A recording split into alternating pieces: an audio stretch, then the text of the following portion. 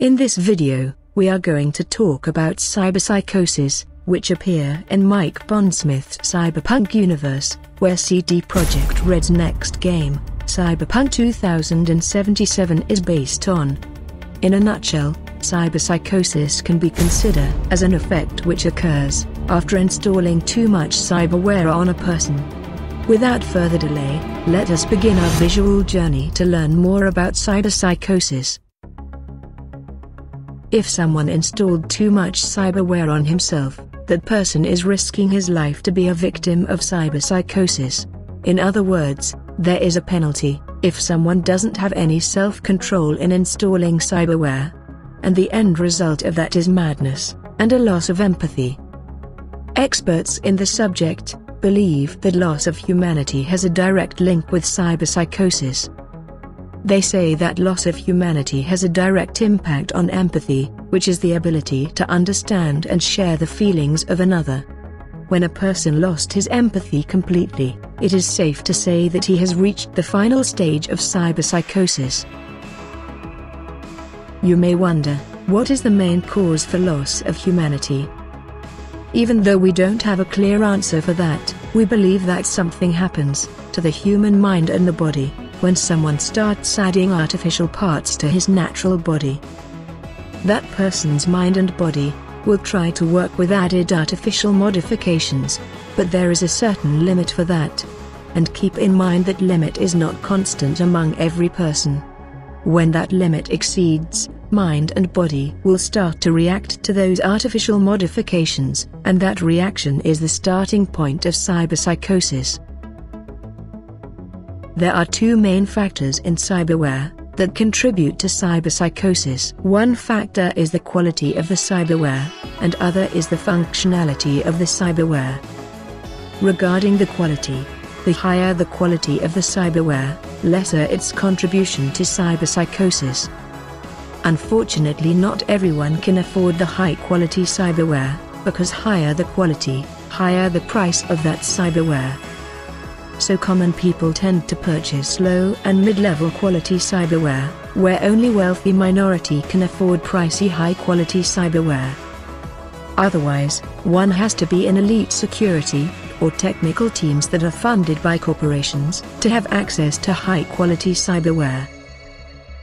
As for the functionality, the different types of cyberware cause different types of humanity loss.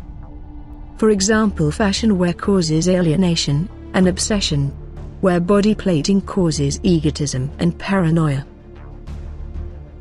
Let us take a look at stages of cyberpsychosis, and how each stage affects its victim's behavior. At first, the victim of cyberpsychosis begins to relate more to machines than to humans. Then, the person starts to ignore the people around him, and he becomes chilly, forbidding, and distinctly unpleasant to others. After that, daily activities such as eating and sleeping become less important, and the victim tends to be violent, sociopathic and vicious. He must constantly fight within to keep from going over the edge, and committing irrational, violent acts of murder and mayhem. Finally, for the victim, human interactions begin to irritate, and he will be in a terrifying rage that consumes the victim entirely, where the victim is fully in the grip of cyberpsychosis.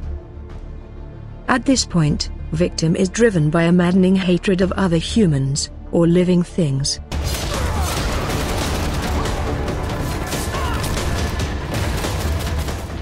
However, keep in mind that not all cyberpsychos are the rampaging type. Many exhibit more subtle symptoms, such as suicidal behavior, compulsive lying, kleptomania, sadism, brutality, split personality and extremely violent mood swings.